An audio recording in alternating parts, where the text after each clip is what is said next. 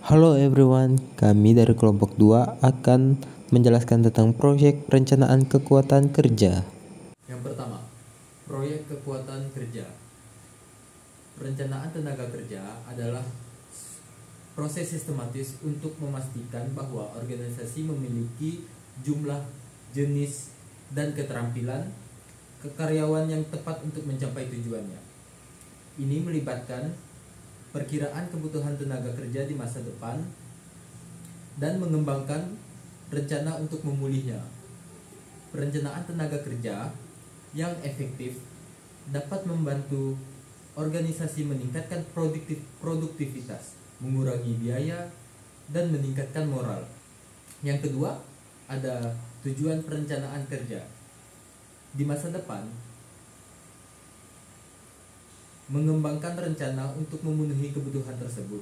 Yang pertama ada meningkatkan produktivitas, mengurangi biaya, meningkatkan moral karyawan, meningkatkan retensi karyawan, memenuhi persyaratan hukum, mempersiapkan perubahan bisnis. Tujuan perencanaan tenaga kerja adalah untuk memastikan bahwa organisasi memiliki karyawan yang tepat di tempat yang tepat pada waktu yang tepat.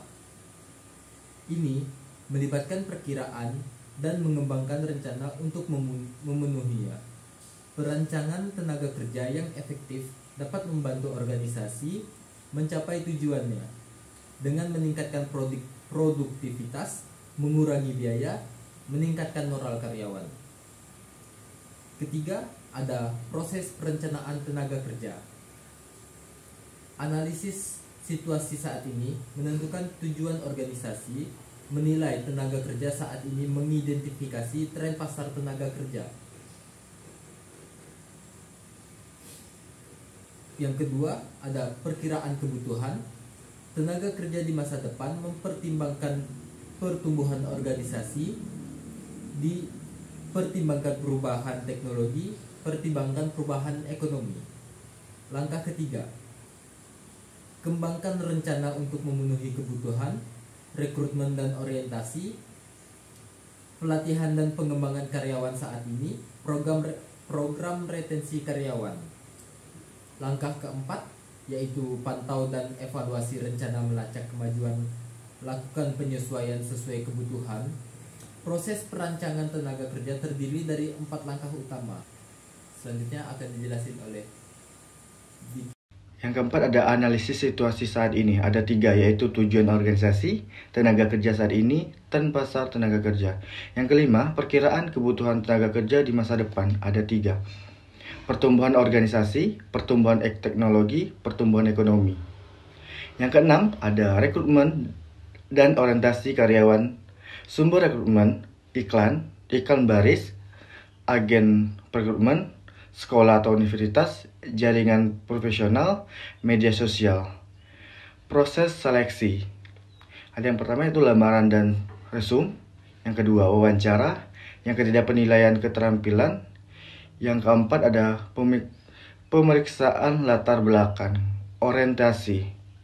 Perkenalan karyawan baru ke organisasi, meninjau kebijakan dan prosedur perusahaan, memberikan pelatihan produk dan layanan, membantu karyawan baru menyesuaikan diri dengan budaya perusahaan. 7. Pelatihan dan pengembangan karyawan saat ini. Pertama, mengidentifikasikan kebutuhan pelatihan. Ada penilaian keterampilan, umpan balik kinerja, dan survei karyawan. Kedua, mengembangkan program pelatihan. Ada menentukan tujuan pembelajaran, memilih metode pelatihan, mengembangkan materi pelatihan, dan menyampaikan pelatihan.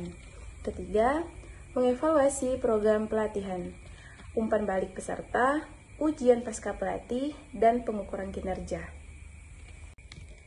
8. Program retensi karyawan. Pertama, tawarkan gaji dan tunjangan yang kompetitif, seperti gaji pokok, tunjangan kesehatan, tunjangan pensiun, liburan, dan cuti sakit.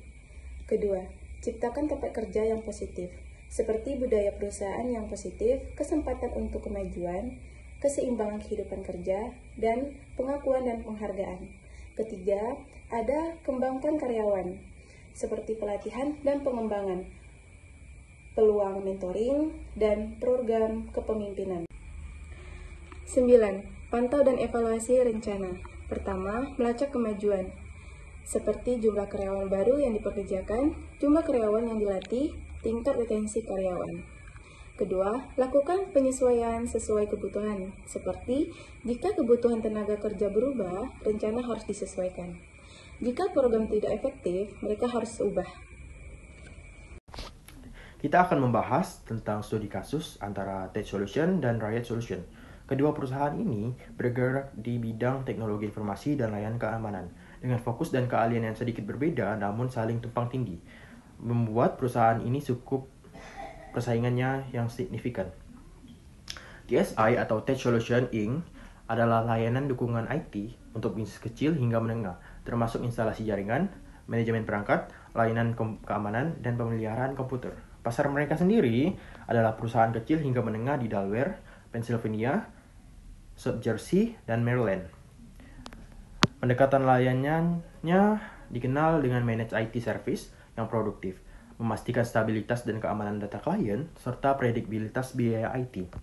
Adapun Riot sendiri menyediakan layanan keamanan cyber yang komprehensif, termasuk pengujian penetrasi, manajemen kerentanan, intelijensi ancaman, serta layanan khusus untuk infrastruktur kritis, seperti jaringan industri dan IoT. Pasarnya adalah sektor pemerintah, serta perusahaan menengah hingga besar di Australia.